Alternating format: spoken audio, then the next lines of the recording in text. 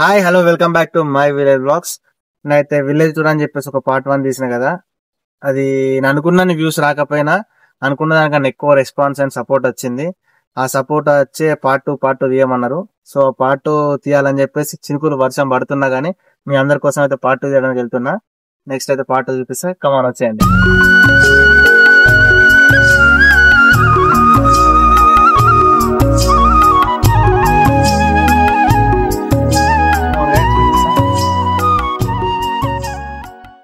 మీకోసం ఈ వర్షంలా ఈ బురదలా కూడా వస్తున్నా కానీ చూపిస్తా.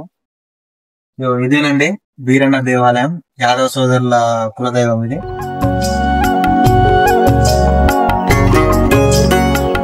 అండి ఇదే వీరన్న దేవుని గుడి. ఇది ఇక్కడ దీని చరిత్ర నేను చెప్పాకనే ఇక్కడ పెద్ద అడిగి తెలుసుకున్నాం. ఎప్పటి నుంచి కట్టారు, ఎప్పటి నుంచి చెప్తారు అవన్నీ చెప్పి. మాకు ఇప్పుడే కాదు, మాకు వెలవంతనది కట్టింది గుడి కట్టిరు కానీ ఆ 20 పుట్టులకెళ్ళి వెళ్ళింది దేవుడు. పుట్ట ఎక్కడ ఉంది? వెనుక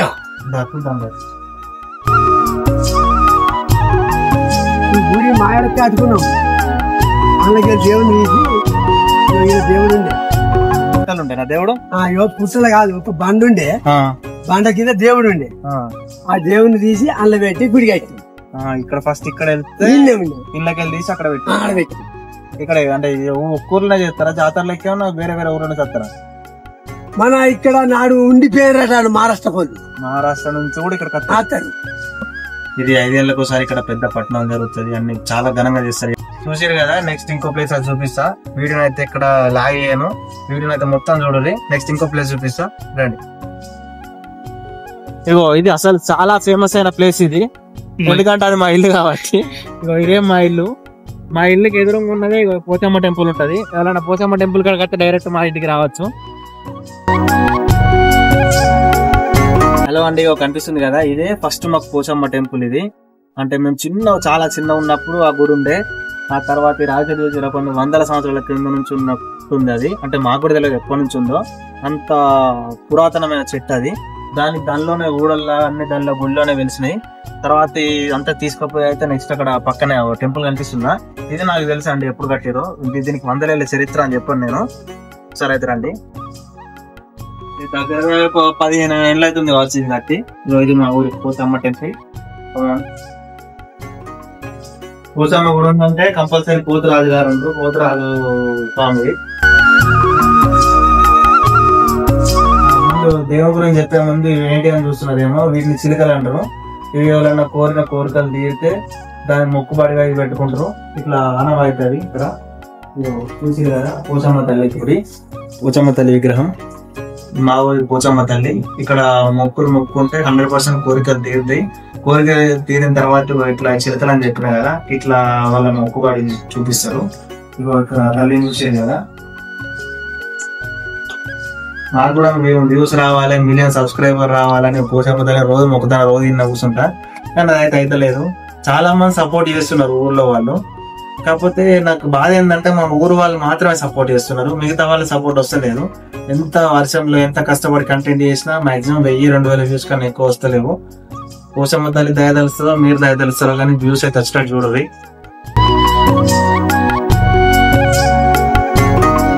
మా ఊరి హనుమాన్ ఆలయం ఇది, ఆంజనేయ స్వామి గుడి. ఇక్కడ చూసే కదా నవగ్రహాలు అన్నీ ఉంటాయి. ఇక్కడ నవగ్రహాల పేర్లు అయితే అడగకూడదు, అంటే అన్ని తెలుసు కానీ ఏమేమి ఉంటాయో ఏదేదో నాకు క్లారిటీ లేదు. ఇక్కడ గుడి కూడా చాలా ఏళ్ళు అవుతుంది కట్టి. ఇక్కడ మనం చూసుకుంటే ఇక్కడ పక్కన శ్రీ హనుమాన్ చాలీసా ఉంటది. ఇక్కడికి వచ్చినప్పుడు చాలా ప్రశాంతంగా ఉంటది. హనుమాన్ చాలీసా ఇలా హనుమాన్ చేతం చేస్తున్నా ఏం చేస్తా. ఒకసారి అయితే కామెంట్ అందరూ అయితే జై హనుమాన్ జై శ్రీరామ్ అయితే కామెంట్ చేయదు. ఇక ఒక్కసారి దేవుని చూపిస్తారా. ఇది మనం టైంలో వచ్చినాం కాబట్టి తాళం వేస్తున్నది. మార్నింగ్ టైంలో వచ్చి ఉంటే మనకి ఇంకా క్లియర్ గా కనిపించేవారు స్వామి వారు. సో ఇప్పుడైనా అడ్జస్ట్ చేయండి జరా చూసుకొని.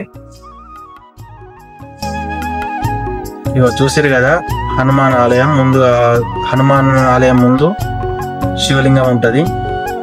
ఆ పైన కనిపిస్తుంది కదా, అభిషేకం చేసేది, అందులో పోసినది ఇక్కడ శివలింగం మీద పడుతుంది. ఇక్కడ చూస్తున్నారు కదా, దీన్ని గంట దీపం అంటారు. ఇక్కడ నూనె పోసి అయితే ఇక్కడ దీపం ముట్టిస్తారు.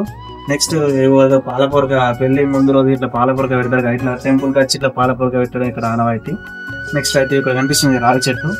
అక్కడే ఒక రావి చెట్టు, పోచమ్మ టెంపుల్ దగ్గర ఒక రావి చెట్టు చూసారు కదా, అది ఇది చాలా ఉన్న చెట్లు ఇవి.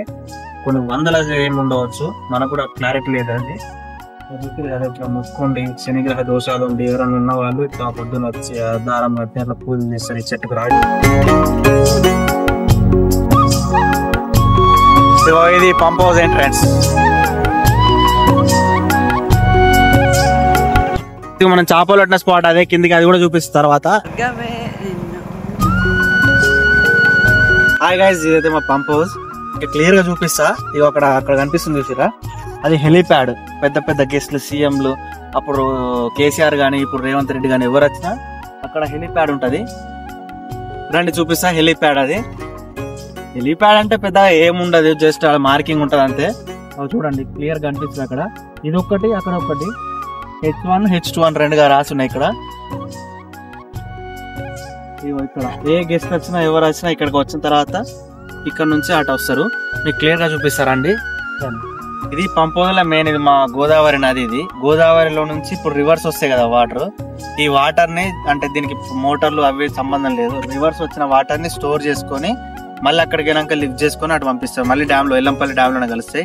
ఈ ప్రాసెస్ ఏంటంటే ఎల్లంపల్లి డ్యామ్ నుంచి ఇట్లా గంగలకు వస్తాయా, గంగల నుంచి లాస్ట్ కి పోయిన తర్వాత మళ్ళీ సముద్రంలో కలుస్తున్నాయని చెప్పి రివర్స్ మళ్ళీ తీసి మళ్ళీ డ్యామ్ లో కలిసేటట్టు చేయడమే ఈ ప్రాసెస్ అంతా. ఇక్కడ చూసారు కదా, ఇక్కడ నుంచి రివర్స్ వెళ్ళిపోతున్నాయి. ఒకసారి చూడొచ్చు మీరు కూడా. ఆ రివర్స్ పోతున్నాయి. ఆ రివర్స్ పోయి అక్కడ తర్వాత కెనాల్ ఉంటది, పెద్ద కెనాల్. ఆ కెనాల్లో నుంచి వాటర్ అక్కడికి మోటార్స్ ద్వారా లిఫ్ట్ చేసి అక్కడ ఉంటది. అక్కడ చూపిస్తా మళ్ళీ రండి.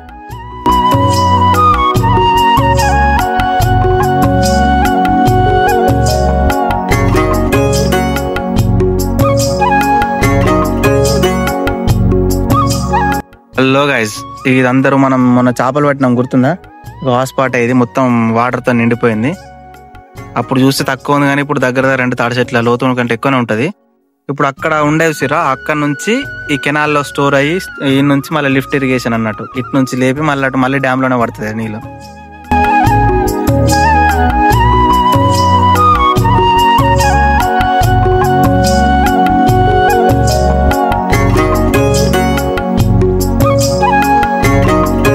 హలో గైస్, ఇది మా బొడ్రాయ్ అంటారు. బొడ్రాయ్ ఇక్కడ నుంచి ఇది మా గుడికాడ అందరు కూర్చునే స్పాట్. ఇది ఇక్కడనే దేశ అంతర్జాతీయ రాజకీయాలు కూడా ఇక్కడ మాట్లాడతారు. అంతే పెద్ద పెద్ద మనుషులు టైం పాస్ ఇక్కడ కూర్చుంటారు. ఇది మా అడ్డా.